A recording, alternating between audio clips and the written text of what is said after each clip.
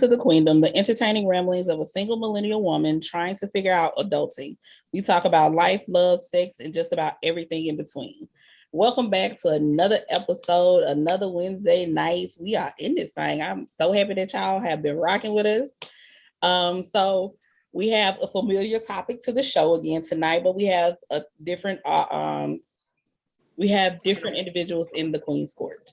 So tonight we will be talking BDSM again, but BDSM is such a wide or such a large genre, I guess I can say. I don't know if that's the right term I want to use, but y'all know what I'm trying to say. That there are so many subsections, you never know where you may fit. There are different people that view things totally different. So tonight in the Queen's Court, I'm gonna let everyone introduce themselves and kind of give you where they stand in the BDSM lifestyle. So we'll start off with Samantha. Hey y'all, I'm Samantha Odoyale, and I live in Miami, and I am a submissive for 11 years, a trained submissive for 11 years. I identify as a kitty, which probably we'll get into, as well as a goddess, which is a title that I feel like I have earned. Period. All right, and familiar to the show, Desmond, please. She threw me off with it. Hi, I'm Desmond. I am your friendly black poly pansexual. I'm here today to talk about BDSM with my friends. So let's get into it, guys. All right. And as always, Nate Boogie with the hoodie. What's poppin', baby? What's poppin'? And so, as you guys may know, Nay is very new to the lifestyle, so I love having her in these conversations. I myself am just more so in the process of learning, which is why I love being able to connect with such amazing and beautiful people, such as Samantha and Desmond, who have been in the lifestyle for quite some time.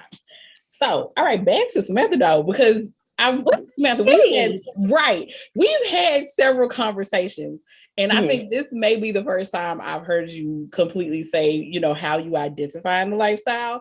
Because I knew you were a full submissive, like, because I myself, which I have not, I didn't say, I myself identify as a switch brat at this current moment with the knowledge that I have of BDSM.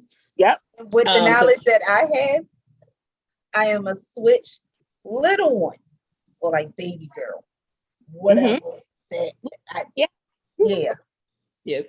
And Samantha and I have had a very interesting conversation before about submission. And so whereas I love the full chaos of pushing buttons and trying to see how far I can go, she is happily submissive on a regular basis. So can you speak to what it is to be kitty and that whole realm for you? Like, what does it mean for you and everything? So it is important that you mentioned that right now, this is how you identify, because this community is so vast. And the more we have conversations like this, the more people can start to normalize kink and normalize the difference between a fetish and a kink. And then, you know, come up with their own space in this community. And I feel like specifically for Black people, we need to take up space. And so having conversations like this takes the taboo out of things like being identified as a submissive, because, you know, as a submissive who was formally trained, I am still very close to my very first dom, I came from a healthy BDSM navigation. That person guided me through the life in such a wonderful, beautiful way that he set the bar high for any woman or man that I ever consider vetting. I mean, he really did set the bar high.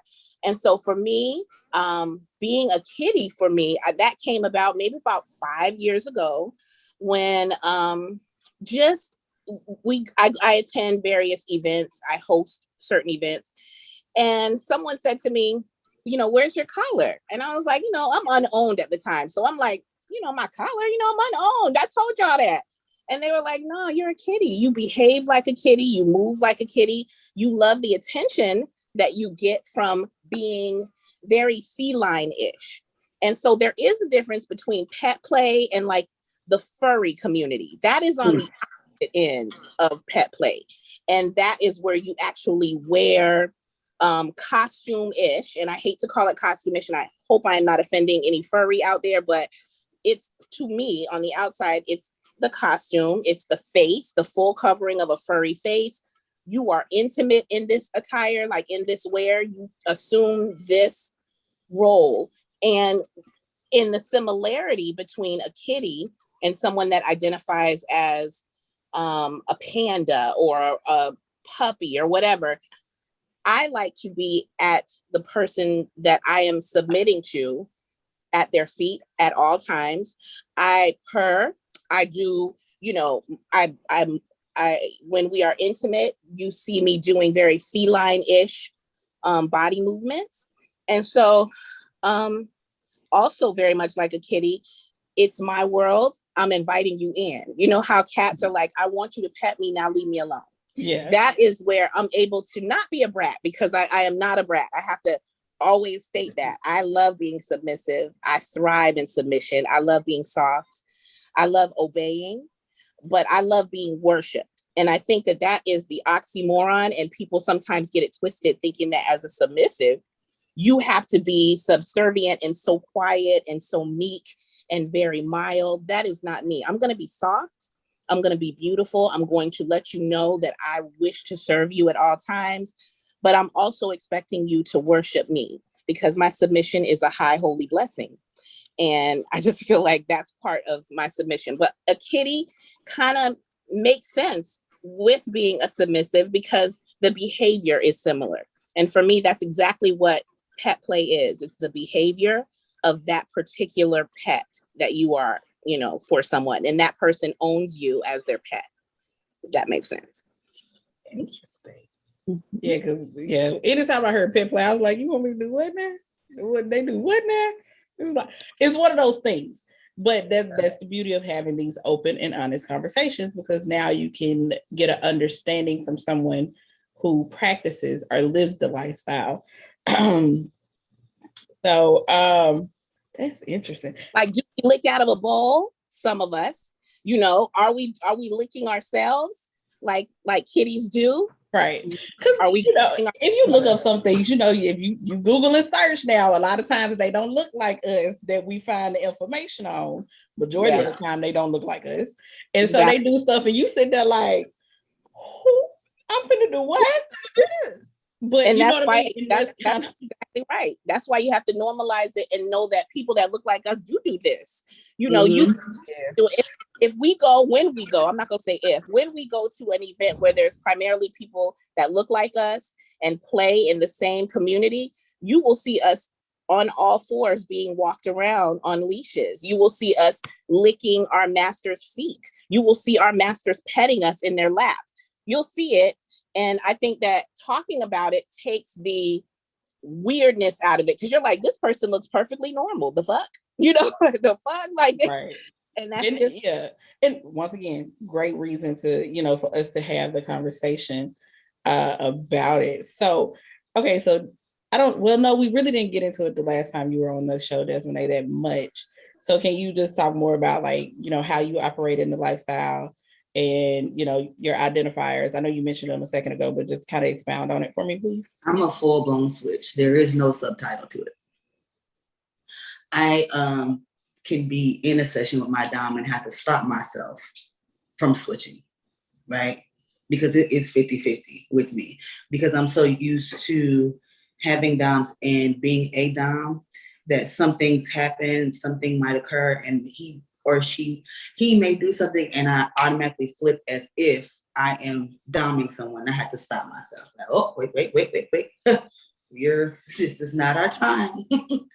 Not our time now. But there are some sexual positions where I do get the switch and be my dom self with my dom. You know what I mean?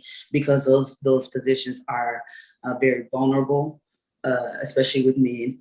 And so that's when I, you know, that's when I just light on up. I'm here to, you know, the end. For me, I think it took me a while to understand what it was, because it was just seen as assertive, as, okay, I know she'll do these things for me, but I know she can go out in the world and conquer everything. I had to understand like why my mind does that. It's my mom's fault. It's my mom's fault. Let me tell you something. Because my lesbian mom raised me as a man and as a woman. If my mom was in the BDSM community, she'd be a full-blown dom, a sadist one too. Like,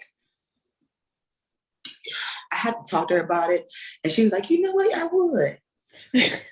I would." I said, "See," but she was the one that cultivated me into being the young lady that I am, as far and other women. I was raised by all women. Like, I had my grandfather in my life, and that's about the only constant male influence that I had. So I had to be both. When it came to fixing cars, when it came to doing oil changes, when it came to morning life. So that's all of that psychological stuff. It does go into BDSM. People have to understand when we say that we like certain things because of past traumas, they also have to realize we like certain things because of great experiences we had.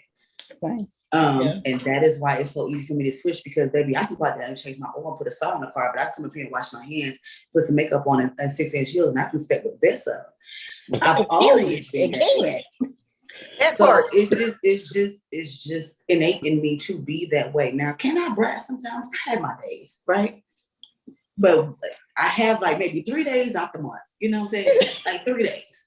3 days out where I'm intentionally doing and saying things to get in trouble. But other than that, no. No. Because my doms is crazy. They ain't got no sense. And I'm crazy. And I like it. I like the great. I am every day. I am with the shit every day. I'm for all the fuckery. I ain't gonna lie to you. I thrive off of the shit. Like, if I know something is going to annoy the fuck out of you, I'm going to do it. I'm going to do it with a smile on my face. One of my girlfriends does that, and all I do is look at her like this, and I say, noted. And I'll be like, because I'm not going to give her the satisfaction of that. But the next time we have a session, I'm gonna try to drain the life from her vagina. Now what? She gonna do it again. But in that moment, she gonna learn her lesson. When he leaves, I'm gonna do it again. Sometimes lessons have to be learned repeatedly, and that's okay. But see, that's the thing. I was told. See, I realized through conversations, I'm not full blown brat. I'm too lazy to be. After a while, I just was like, no, I said no. I'm not playing no more. Like, I said no. But at the other hand, because I'm like an asshole and I'm annoying, I'm going to, like she said, I'm going to do stuff on purpose because I want to see how far I can push you. Like, you know what? Since you want to play, we can play. Let's go. Because I'll do it casually. No, I'll let you go. I'll let you go as long until you get tired. I'll let you go. I'm just adding them up. What you were trying to say? I don't like to say no or challenge because I don't like to hear no.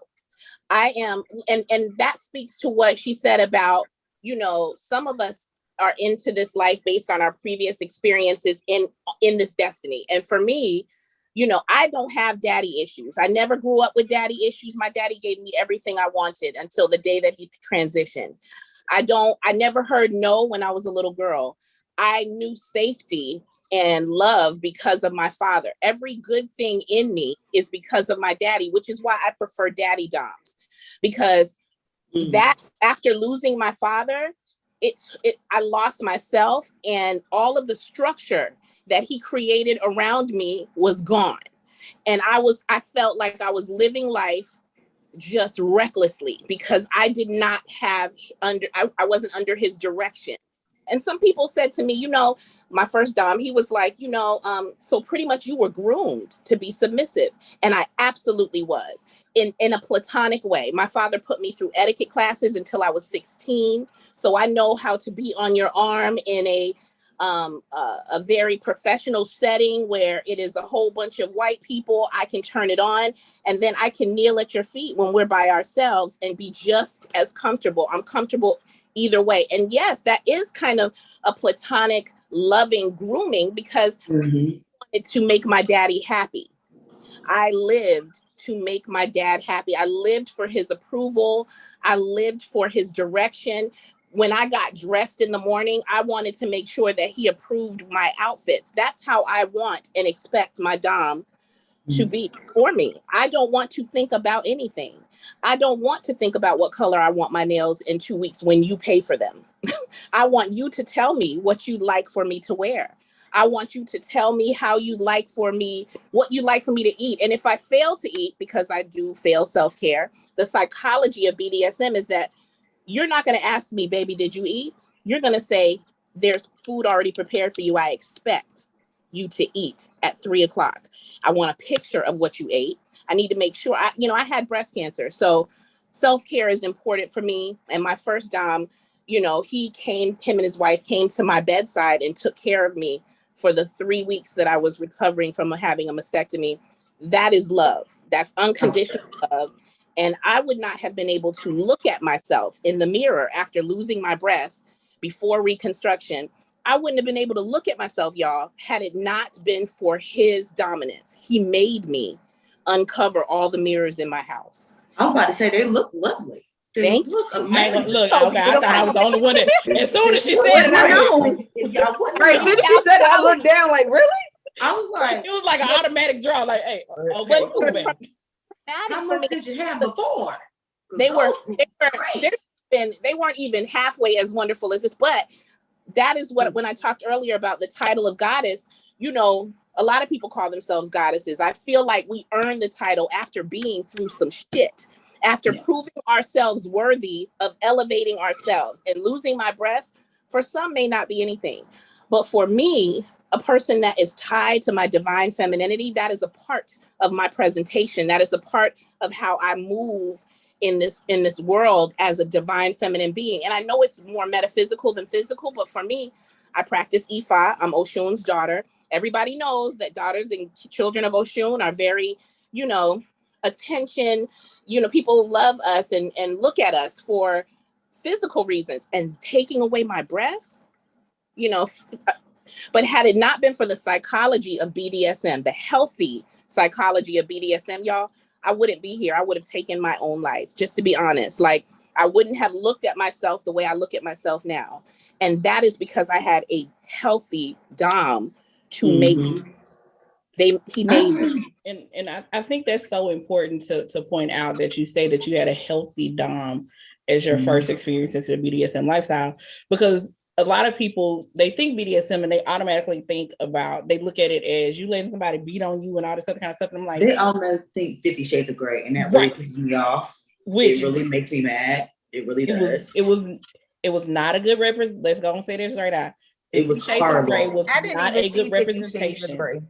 I didn't even see 50 Shades of Grey. I saw the porn, like when I would go into like the video stores and you would walk past like the porn. We would be walking past the porn on the way to like the toys and stuff. So you would like creep in like that section. And it was just like the cover images of what I saw just looked painful. And I was like, yeah, no, not doing it. I didn't even see it. A lot of times, a lot of that stuff is for shock and awe value, and not truly educational into what the lifestyle truly is and should be. Because, of course, there are people just like across the board in the world. There are people who try to abuse things for their own selfish reasons, right? So, of course, there are people in the lifestyle who just try to abuse it. Prime example, to share a little bit. When I got deep into the point of really wanting to practice BDSM, I was still in a relationship. We went to a session and we had talked about BDSM and all this other kind of stuff. Because of course it came up as part of, my business, being a pure romance consultant. The day we actually went to a dungeon and we got to, sit in a class and try out some things, I realized then, I was like, I don't even trust you enough. And ultimately, looking back on it now, looking back on it now, I understand why I was in so much pause, is because the true part of it was you weren't trying to earn my submission. You were trying to force my submission because you wanted what equivocally you wanted to be like a master and a slave. Yeah. And not saying that healthy master-slave relationships in BDSM are bad, but you wanted to be like back in the day, master slave. You just wanted to be able to tell me what to do, when to do it, and how to do it. And all I was supposed to do was listen to you. Well, see, this is where that whole brat situation comes into play, baby. What you can't do is I'm channeling my Jill Scott. If you can tell me what to do, then you can tell me what to do. But if you can't tell me what to do, you can't tell me what to do. And he couldn't tell me what to do. I don't trust you like that. And if I don't trust you like that, what I'm not going to do is relinquish my control, that is important. And it's so many people, like I always say, hurt people. You cannot self-identify as anyone's master if you haven't mastered self. If you have not mastered your own self-control, how the fuck you gonna control me? How you can't have any of this if you can't control you. And I think that's the very first thing when you navigate this lifestyle. And if you identify as a switch or you identify as a submissive, look, like really from an outside perspective, look at this person's behavior when they're angry. How did they react when they're mad, when they're frustrated? How would their friends, when you do something wrong, is their immediate reaction to cut you off? If that is the case, then you don't need them. Because let me tell you about, like, and I know, because I have been with I have been in BDSM relationships that were healthy and very physical. After breast cancer, though, it's not too much beating you finna do to me, because I've been through enough shit. You finna love me up and I'm finna suck you up. Like, I don't want to do nothing but kneel for you at this point. I've been through enough. The pain part, is there? That's not a hard no. It's kind of like a maybe, but I've been through enough pain. It's now time for me to be in bliss, and I want to make you feel the same. But you need to look at these people that you are and vet them. It's always a red flag if somebody wants you to call them master before they've earned the title. Before somebody, I'm not calling you shit before you've earned the title. You earn that. And I think that's important. Some of us want to be in this community so bad that we overlook the red flags, and that's important. Again, somebody needs to exhibit self-control. And also, if a dom cannot afford me, and I mean that, they can't have me. And I'm not saying that in a gold digger type way, but doms should be able to afford the lifestyle of their submissive. You have to be able to add to my life monetarily in some way. And we talk about that in negotiations. What does this budget look like? And it can be elaborate or not elaborate. For me, I require my dom to be able, he or she needs to be able to take care of my grooming, because you want me, I'm a representation of you. I expect that of my dom. If you cannot take care of the basic nails, toes, and hair, it's a no for me. I can take care of my own bills. I would like for you to take one or two off my plate, because the less I have to be a boss bitch, my goal is to be a 24/7 submissive and be married. And be a married 24/7 submissive. And so I'm willing to work with my dom, but it is okay for submissives to come to the table with a list of your demands. This is what I need. We have a voice. So switches too. It's important for y'all when you're vetting people to come through with your list of things that you require. And if they can't meet it, then you can't. If they can't, you can't. And that's it. Because a real dom will want to. They will also say, is that it? Because, for the most part, a lot of us don't ask for much, because some of us have been through trauma. We're not used to asking. We're used to just being bosses. So that's how I feel. Come through with your list of demands and the things that you need to make your life easier. Currently demanding something on my other phone. As you should. But and see that also speaks to, okay, so I want to go back just a quick second, because I also think it's important to touch on the fact, like how you said, Samantha, that you going into the BDSM lifestyle, while it had some representation from the relationship you had with your father, it wasn't in a negative way. Because I think a lot of people also think that, if you're into the lifestyle, it's simply because of trauma. Like, you're there because you have been traumatized. And look, everybody has probably gone, or majority of people at the very least, have gone through some level of trauma in their life. All trauma is not necessarily something physical or whatever the case may be, but I feel like everybody has. I myself am a daddy's girl. I grew up with my father in the household.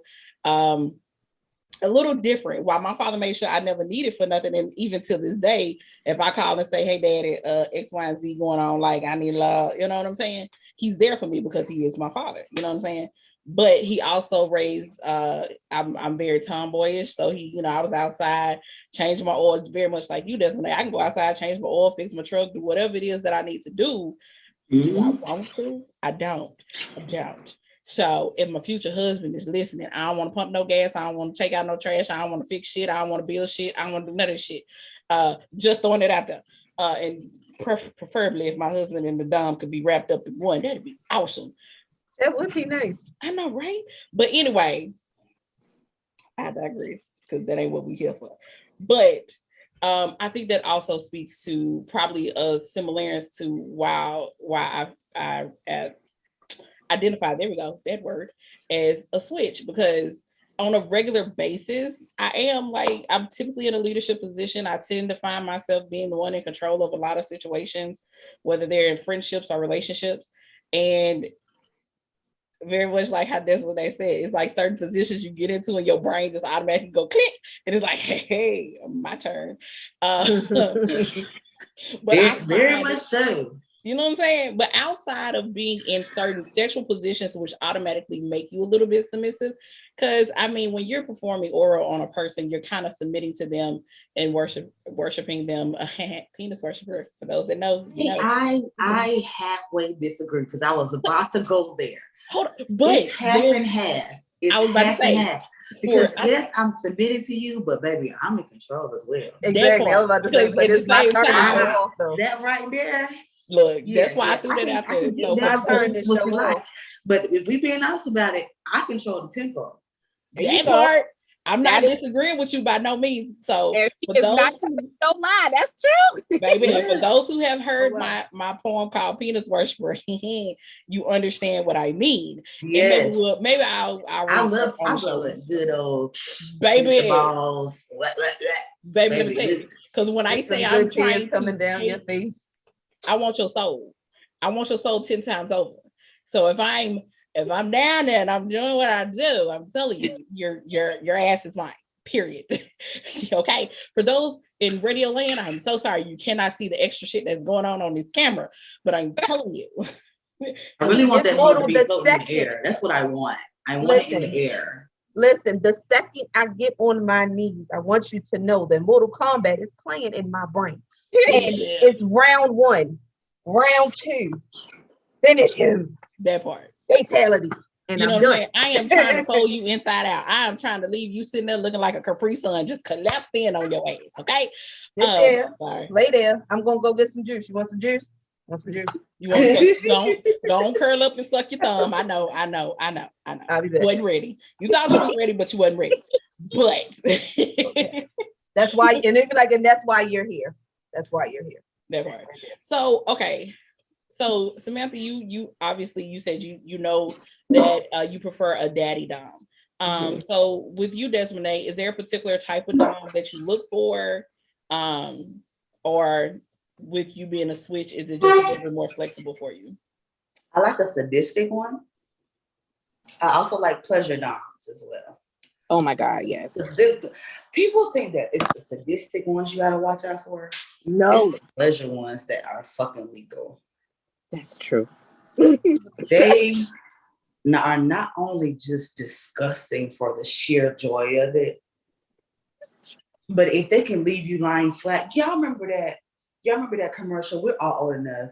That cigarette commercial, that marijuana commercial. This is she's brain dead and she's sitting flat on that couch. Like scrambled, like an open egg. That's how a pleasure dom leaves you.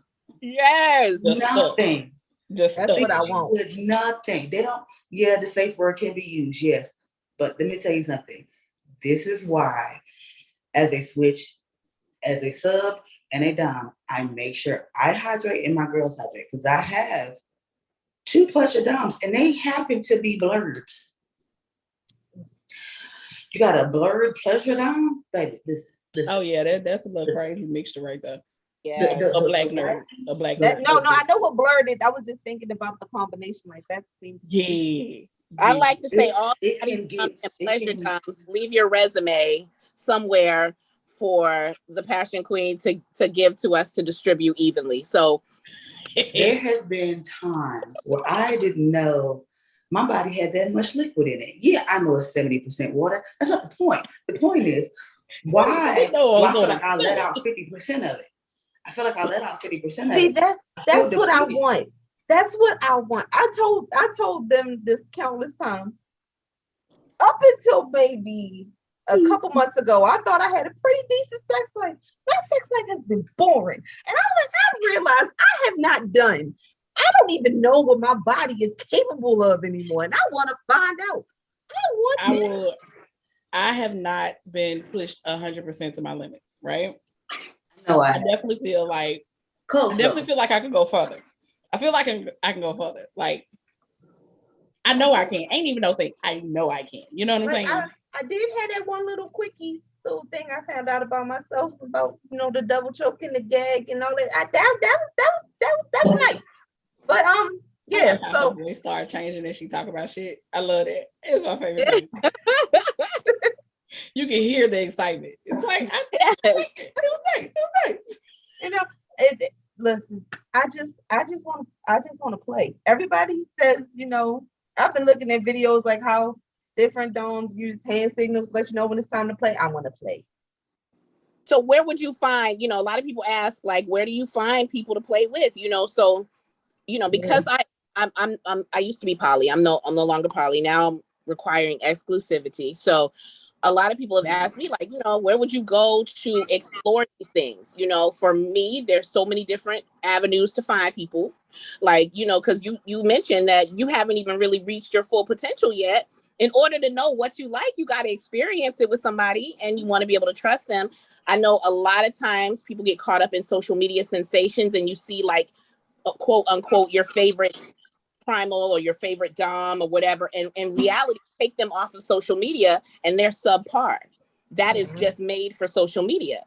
So how do you find somebody that is safe in the sense that they would protect you and not have your ass all out, and passing around pictures and videos of you to their friends and shit, and someone that will give you the space to explore and not take advantage of it. Mm-hmm. and take advantage of it in the way that is consenting to you. So some people go on Fet Life, which I'm not, I'm only on so I can post my pussy. I have a Fet Life. I signed up, but I was playing. I was like, I don't like this thing. I don't know. And I don't like, let me also say this. When I say I don't like the site, I just don't like the userability. I don't like how the site works. Shit. You're like, what? Yeah, I don't like how it looks. I don't like how it works. They need an app. They need an app. What do you mean? The Fet Life site. That face. I just don't like how the site operates. And then let's be honest, it's hard to find a lot of us, people that look like us on and that's why I take up space on there, but I'm only using it so that when I am ready to do events for people of color, and they will be strictly for people of color, I will not apologize for that, but I'm going to use it because there are people of color on there that are making their own munches, which is another way to meet people. Go into local munches. And, most of those munches are vanilla in, vanilla out. Like, you go in vanilla, you come out vanilla, so you get to kind of casually engage people and get to see them in a casual setting outside of the leather and the collars. So that's the way. I love wearing my collar. Listen, my collars are color coordinated. She's a bougie.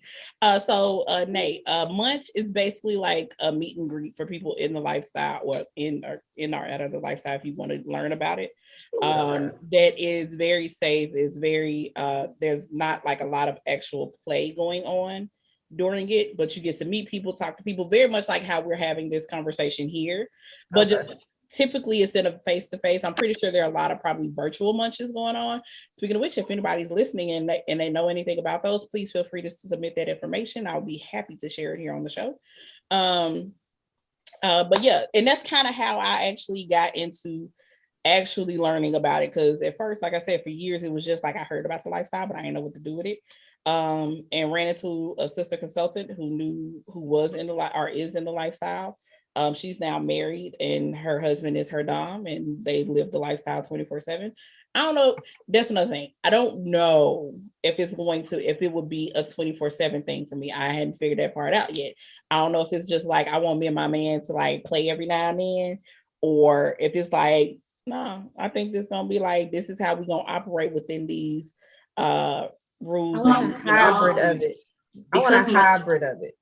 Like, and I want the banter to be in the lifestyle, but I don't want to do the physical part all the time. You know what I mean? Like with the, I mean, no, I want to be choked out in public all the time, but that's neither here nor there. I would want the banter. It's like actually here and there. It's actually here and there. And everywhere. But yeah. But I like the banter to go back and forth, because to me that would be foreplay. But I want the dom, the banter though. My boyfriend is one of my doms too, but I'm with a dom now that's not my boyfriend, like currently in this location. With a dom, not my boyfriend, right? I'll see another dom next month. Not my boyfriend. Right. You know what I'm saying? So it just, you just have to balance it out how you want to balance it out, how you want that to look for you.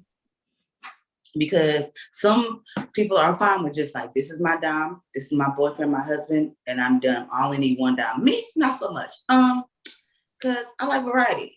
I was about to say you like variety and diversity. Yeah. Give me the Valentine's Day box chocolates, right? Let me get all them. I want the one with the. I want the one. I know which one I want. I want the one with the orange in the side. You know what I'm saying? I want the pink inside. I want the one that tastes like turtles, and then I want the one that got like just a little piece of coconut. But got that's what I want. That's what I want. Like, let me get all them. Like, that's my favorite. Life is like the box of chocolates. You never know what you're gonna be. Yeah, I know. Like, and then y'all know I love a good Reese's, so I gotta have a wild card out of there. You know what I'm saying? Every now and again. Hey. I be having a ball. I love all my doms. I be talking to them. I be like, hey, y'all, good morning. I think that's the beauty of what the lifestyle itself offers. You know what I mean? It offers variety. It offers you a chance to kind of get out of what your normal everyday comfort zone can be. And not only does it, I know for a lot of people, especially someone who lives the lifestyle 24/7, it also helps them in their everyday life to build structure and create a consistency and create a routine and a pattern and things like that. And like Samantha said, you know, sometimes I don't want to think about stuff. So if you could take care of this for me, that would be absolutely wonderful. It's like if I had an everyday dom right now, I think that would be so dope with all the shit I got going on, because baby, like I sat down to get ready. Matter of fact, I was on the phone with Nay and I was like, fuck, I need to eat. I was like, okay, I got to figure this out. I looked at the time and I was like, in everyday, listen, because remember, you get in trouble for not sleeping. You know, don't ignore the switch part of you, that you could very well have someone in service to you, and that person can help you with so many different things. So in that interview vetting process, a good thing to ask them is, you know, take a look at the things that you want to take off your plate. Is this person going to add to that? Can this person be of service to you? It's great to want a dom, but you are a switch. I mean, so you may want. I'm not saying I want one right now. Let me. Okay, don't leave your applications. Let me also throw that out there real quick. Just say we're not hiring, but we are taking applications. You know, we'll say it like that. Because I really we are very much in a space right now where we are just living life and having our fun and doing us, and you know, hey, I'm not trying to be always take applications. Like, you know how job like, we're not hiring, but we would love to have your application. Right. Take the application, and that way you'll have the resume. You know what? I want one now. I will file it away, and I'll hold it. Go ahead and slide. But we is taking care of application looking kind of good. There. Let me give this person a call. Hello, are you available for an interview? You are? What time? What's your availability? I know. let me go and say this out there too. I know all this sound real good right now. Don't y'all send no goddamn resume to me, because I ain't taking shit. I am definitely. If y'all want to send y'all resume to me and I forward it to one of these beautiful queens on here, then by all means, baby, send it. No. Don't Don't over here. Not over here. Okay, I take that back. So not for me, not for Well, Desiree. you can send it to Irene because she'll put you through the prior authorization process when it comes to me. Right. I'll be HR, but I'm at capacity. Hey, Desmond, we good. So me and Desmond will be HR. Okay. We will filter said applications for both Samantha and Nate. Yes, I am definitely interviewing for the position of co-star because at the end of the day, and you will have I ain't got nothing really right now. You will have to be spiritual because I am, and believe in worship because I do and I expect it. So that's it. Let me explain something to y'all. If y'all ain't picked up the vibe that Samantha be putting down, baby, let me tell you, I fell in love with her the first time I met her. And let me also preface, I have not met her in person. We have just communicated several times over to the point where it makes no sense that we have not met each other in person, right? And y'all in the same state. I know. And y'all in the same state. But here go the crazy part. We were supposed to meet, but when I was in her city, we couldn't make it work. She had stuff going on. I was there with my homegirls and we was doing the thing. And I just haven't been down to South Florida again. Yeah. Samantha on TikTok because are we friends, Samantha? I have which is crazy how I got all those damn followers. I'm on TikTok as Goddess Treasure Box. Let me find. I do primary. Wait a minute. Primary kink stuff. Primary. I'll look it up later. And here go the crazy part. You probably are. You probably are. I probably am. I'm because I remember as she kept talking. I'm like, I even seen one of her videos. Friends. It's me, baby, because you always following you now. Smile and you get these shoulders, baby. Don't let her get them shoulders to moving in them damn videos, baby. Let me tell you. I'd be one step away from being naked on there, child. I got so many community guidelines violations. I might as well just. That's why you listen. These right here, these be getting me in trouble. Okay, right. These titties. I be barely making it. And it's my mouth. You have beautiful breasts. You don't even have to do much on TikTok because first of all, these aren't even real, and y'all are flagging me. Like y'all flagging me. Right, but people shaking their dick, girl. Right. When I talk ghetto, it's very much so ghetto.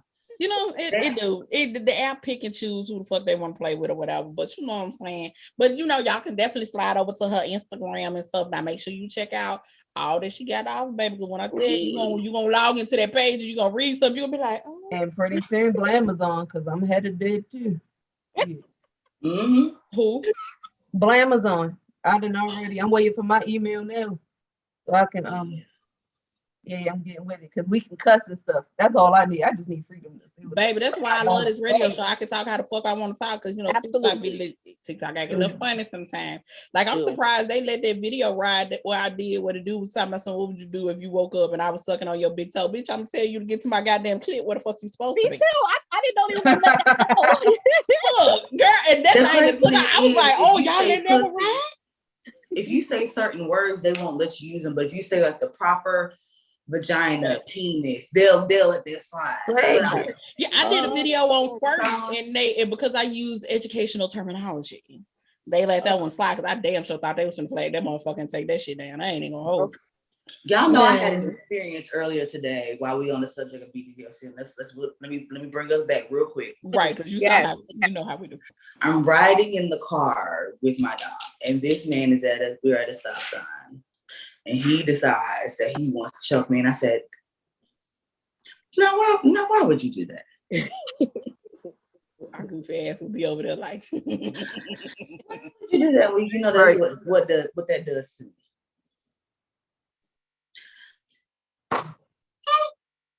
Who knows what it does to you?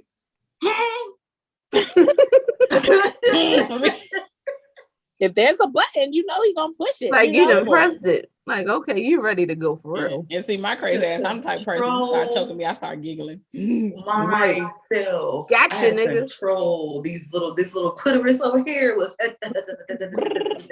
Ain't that shit? No, who knew that your throat was connected to your clit like I'm that? telling you. It's an instant like, head, shoulders, knees and toes, okay. Turns out it's neck to clit. Like I know it said I got 8,000 nerve endings down there, but goddamn, I ain't But know. you ain't tell me this was connected to this. That's a straight shot if you think about it. The first time it happened to me, I was like, oh. I said, oh. I'd be like, ugh. I ain't gonna tell you, sometimes I gotta be careful with my own damn self because I find myself like doing like this. I be like, I rings. Oh, I do it. I do it all the you time. Watch my videos, I will have to stop myself. Always like this. Also, I have to do it to my subs. I mean, I do it with my right hand, but with my left hand, I'll do it to myself. But with my right hand, I do it to myself because I'm heavy-handed with this. You know, sometimes there's like a little. Yeah. And hey, to everybody out there, don't y'all be out there just randomly choking people if you don't know what the fuck you're doing. Consent. Please, we don't need erotic asphyxiation. Please. Lordy. And I shout out to gotta do people that do it right, because the ones that don't, if you're not going to choke me and I am almost about to pass the fuck out, don't do it, because I'm gonna laugh at you and it's not important anymore. The moment is gone. Like, don't do it and not commit to it. Learn the art of it. There's a my heart rate should at least change. See, you playing. I should gasp a little bit. Something should happen where I should go, like something, because it's gonna excite me. A gasp. My heart should skip a beat. Something. Why are you playing with me? Don't do this to me. Are you being weird to me? All right, y'all. So we're gonna have to go ahead and we're gonna wrap this one up right here. Okay. First off, I want to say thank you so much, ladies, for coming to the Queendomme and having this wonderful discussion. We're definitely going to be doing this again. And so I'm gonna let you ladies go ahead and, give your information, tell people where they can find you real quick. So we'll start off with Samantha again. Hey y'all, so just you can find me on TikTok as Goddess Treasure Box. And yeah, that's really where I post all of my kink stuff. All right. Yeah. You can find me at chef_Desmond. Yes, I'm a chef, I'm a cook, and I'm a fuck. So just, hey, everybody, I don't need you coming on my page. When the last time, what's cooking video? I'm gonna post one when I post one. But right now I feel like talking about dick. So that part. Right now I feel like talking about me licking my lady's coochie. Everybody get over it. Okay, I'm 31. Just calm down. Y'all be pressed in my inbox. Calm the fuck down. Okay? If I don't blind react to your shit in the 2040, fuck you. I don't have to. That's the entitlement for me. I got my coochie and I want to talk about that. Period. As you should. As you should. I am happy. That's what I want to talk about. I want to talk about the fact that I slid my face across this man. I slid my coochie across this man's face like a slug today. Fuck your blind react. I'll do it tomorrow. Must be nice. Okay. Lord, I'm trying to get like, damn it. Calm down, everybody. Damn it. That's what I'm talking about. Shit. Nay, tell them your shit. Right. This is my shit. Hell. And my name on this shit. Is your name on some shit? That's another subject for another day. I just want to bask in the leftover feels from that. Because I'm just trying to be like, okay. I'm so sorry. All right, it's gonna be okay. We're gonna be all right. It's okay. But it is Nay Boogie with the hoodie on TikTok and Nay Boogie 88 on IG, Twitter, and Snapchat. So I just pretty much talk shit and smoke. I like to talk about dick a lot too, but TikTok don't let me live. I know TikTok be cock blocking like a motherfucker sometimes. Call it an airwick can. That's how I get around it. Call it an airwick can. I get around to calling like that. No, I mean, I found ways. I found a very eloquent way for somebody to suck my dick in a video. I'm so proud of you. So I did. I told him exactly what to do. Oh, nice. There it is. All right, y'all. As usual, you can find your girl Irene the Passion Queen across all platforms as such. The website is live, and guess what the website is? It is thequeendomme.com, same name as the show. Please feel free to go on there and you will be able to catch a vibe. You can pre-order your book Vacation, my erotic novel that will be formally dropping on June 13th, which is aka your girl birthday. We is dead ass less than 2 months away from all the shits and giggles being live, right? And I have some episodes coming up. Well, we'll get into the book a little bit more. Maybe I'll read a little something to you. You know what I'm saying? But yeah, so also keep a lookout. Make sure you find me on YouTube, because soon you will be able to see the videos that accompany these wonderful episodes, and you'll be able to see the beautiful faces behind the voices, and y'all can see all the craziness that we also be doing over here that we be laughing at. Right. And y'all can kind of figure out what y'all laughing at. Don't worry about it. When you see the video, you'll know. Also, for the PG-13 TikTok friendly version of our lovely banter, you can check us out on Saturday nights at 8 p.m. on TikTok for Black Girls React, where we react to everything. Pretty much. So that's with myself, Irene the Passion Queen, Nate Boogie with the hoodie, Shea Butter 84, and Chase Inc., who are not here tonight. But make sure you check us out, 8 p.m. Eastern Standard Time. And we always have a good time. So once again, ladies, thank you so much for coming to the Queendomme. And we will holler at y'all next time. Bye.